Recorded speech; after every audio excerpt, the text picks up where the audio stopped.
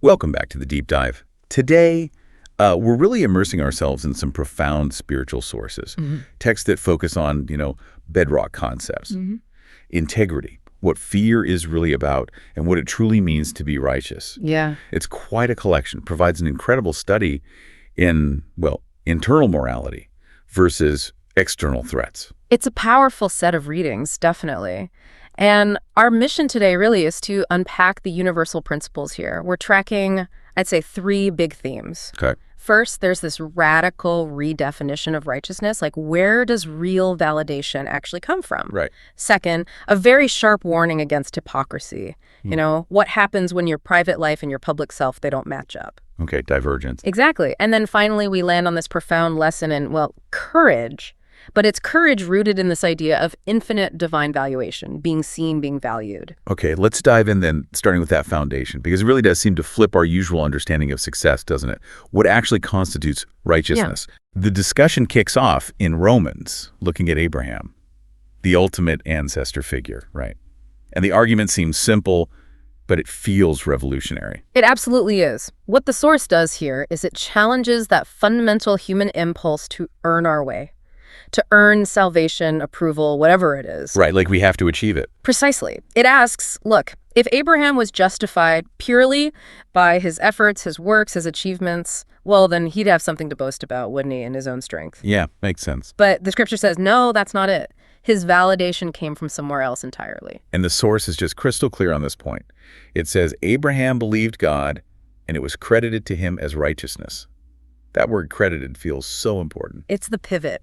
Yeah, it shifts everything away from human performance, doesn't it? Away from constantly trying to check boxes or striving to earn approval. It centers it all on trust, on belief. It's really the difference between, say, a merit-based system and a trust-based system. I mean, think about it. Most of human society, our jobs, school, the economy, it runs on merit.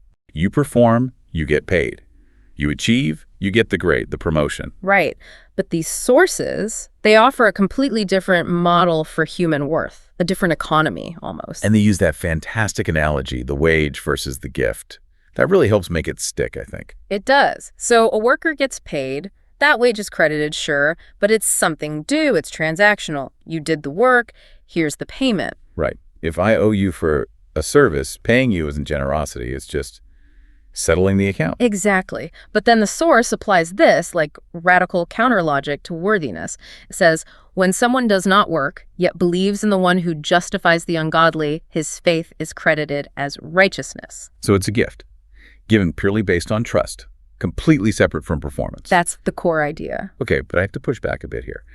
For someone practical, listening to this, it might sound, a bit abstract. If we're justified by faith, does that mean works, actions, they don't matter at all? Does the text address that? That's a critical question, absolutely. And the sources here, they're defining the foundation of worth.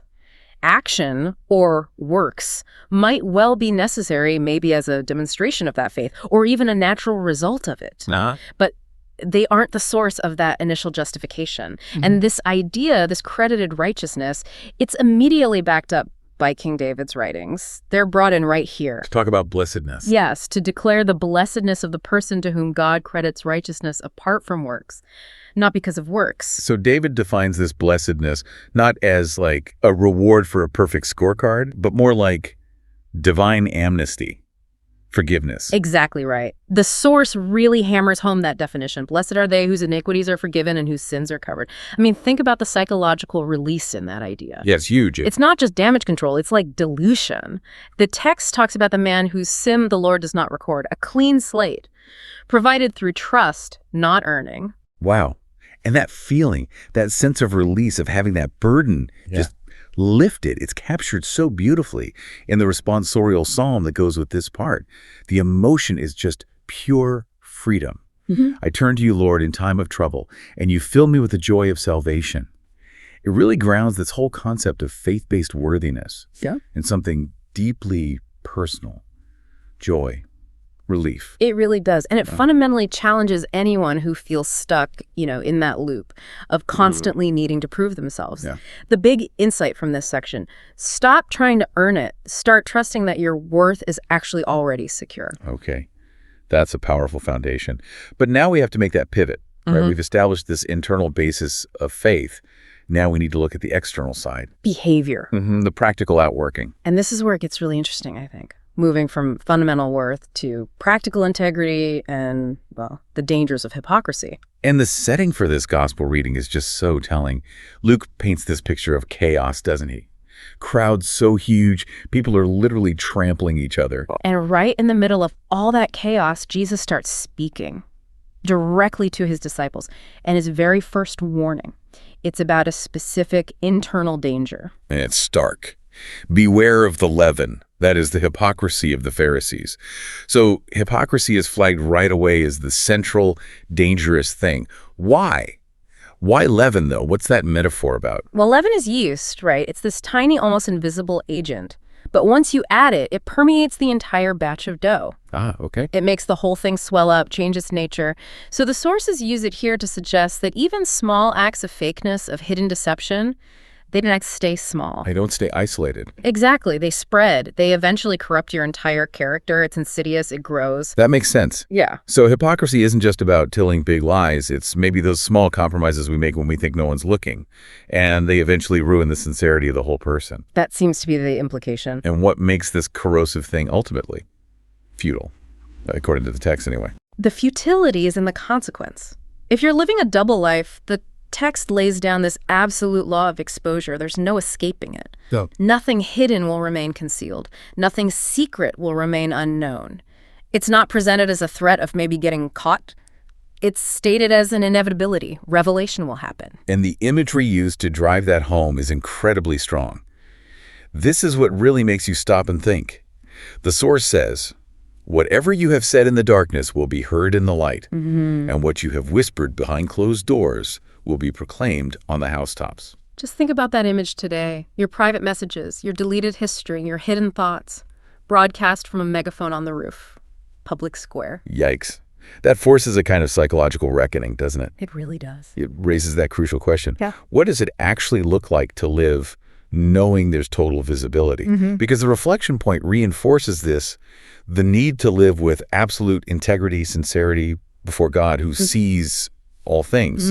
If everything's destined for the housetops anyway, the only rational response seems to be, well, choose truthfulness right now. Absolutely. If you accept that ultimate exposure is guaranteed, the only sane strategy is to shrink that gap between your private self and your public self. Minimize the dissonance. Yeah. The deeper that chasm, the more terrifying that final moment of revelation becomes. That's a powerful case for integrity. But then, immediately after this really severe warning about hypocrisy and exposure, the narrative takes this abrupt but maybe essential turn to fear. If we are accountable, who holds the ultimate authority? Who should we really be afraid of? It's the logical next step, isn't it? If secrets get exposed, then who's doing the exposing? Who's doing the judging? Jesus tackles that question head on. Who or what deserves our ultimate fear? And he draws this stark, practical line. He tells his friends basically, don't be afraid of those who can only kill the body. After that, they can't do anything more. That really limits earthly power, doesn't it? It puts it in perspective. People, systems, whatever, they can harm you physically. They might even end your physical life, but their power has a hard stop right there. And that point connects deeply to the memorial we mentioned at the start, right? St. Ignatius of Antioch. It does. His life facing execution was a living example of this exact paradox. Earthly power could end his body, but it couldn't touch his ultimate destiny or his core beliefs. Okay. But then Jesus does define the ultimate authority, the ultimate consequence. Yeah. He says, I'll show you whom to fear. Be afraid of the one who, after killing, has the power to cast into Gehenna. Then he repeats it. Yes, I tell you, be afraid of that one. We should probably clarify Gehenna for listeners. What does that represent here? In this context, for anyone listening, Gehenna is the term the source material uses for the ultimate final consequence or judgment. It represents the place of the highest final authority over existence itself. It's depicted as the destination of the most terrifying, irrevocable end. Okay, so that's heavy, a massive warning. But here's the contradiction, or maybe the paradox. We're told to fear that ultimate authority, but then immediately after, the text pivots hard. It tells us we're meticulously counted and loved by that same authority. Yeah. How? How do these sources suggest we hold both that terror and that comfort at the same time? That paradox is the engine of real courage. That's the key insight, I think. The warning isn't left hanging there to terrify us endlessly. Right. It's immediately followed by this profound reassurance of individual, almost granular value. The text doesn't strand you in fear. It instantly pivots to divine care. It assures you that even facing this ultimate authority, you, the individual, are utterly seen and valued. And the specifics given to prove this divine care are just so tangible. They focus on the smallest, most seemingly insignificant things. Exactly. First, the sparrows. Are not 5 sparrows sold for 2 small coins? Basically pocket change, dirt cheap. Yet not one of them has escaped the notice of God. If the cheapest, most disposable creatures get that level of attention, what does that imply about you, listening right now? And the next detail is even more intimate, almost absurdly meticulous. Even the hairs of your head have all been counted. That detail is almost overwhelming. It's not just general care. It's an assertion of total, specific, individual knowledge and value. Which leads directly to the conclusion, the ultimate antidote to fear. Because you are known down to that level of detail, your value is secure. The sources state it plainly. Do not be afraid. You are worth more than many sparrows. So the fear of the ultimate authority is balanced, maybe even overcome, by the assurance of that same authority's infinite care for you. That's the balance. The fear directs you to the right source of authority, but the love from that same source frees you from paralysis. And that feeling gets reinforced again by that external source, Psalm 27. The Lord is my light and my salvation. Whom should I fear? The Lord is the stronghold of my life. Of whom should I be afraid? Exactly. The fear of earthly powers, earthly consequences, it just dissolves when you understand the infinite nature of the protection and value you have. Okay, so tying this all together. Yeah, if we connect the dots here, the reflection piece really summarizes the practical application beautifully. This truth that we're known, loved, valued more than sparrows, it should do 2 critical things for us. Okay, what are they? First, it should free us from being paralyzed by fear of earthly threats, what other people can do or say. Right. And second, it should inspire us to live courageously. In faith, yes, but also in that sincerity we talked about earlier, knowing our ultimate standing is secure, regardless of immediate outcomes. So what does this actually mean for us today? The source material doesn't just leave it theoretical. It lands with a very direct, tangible challenge, doesn't it? Posed as a question for you, the listener. It does. It asks, what act of courage or honesty can you do today to show your trust in God's care and truth? That really shifts this whole discussion from theology to, well, an immediate moral decision point. Right. Now. It makes it incredibly practical. Yeah. So to recap the journey we've taken through these texts, true righteousness, it's credited through belief. It lets us off that exhausting treadmill of always trying to earn our worth. Integrity, absolutely essential because everything hidden will eventually come to light. And true courage. It flows from recognizing your infinite, meticulously counted value in the eyes of the Creator, a value that fundamentally outweighs any earthly threat or consequence. That's a powerful loop. Validation leads to visibility, which fuels valor. It's incredible. So the final thought maybe for you listening is this. If your worth is meticulously valued down to the actual number of hairs on your head, how does that profound level of individual attention change your daily decision-making? Yeah. Especially when you face that choice between, maintaining a safe pretense and embracing a difficult sincerity. Think on that the next time you hesitate to be truly honest.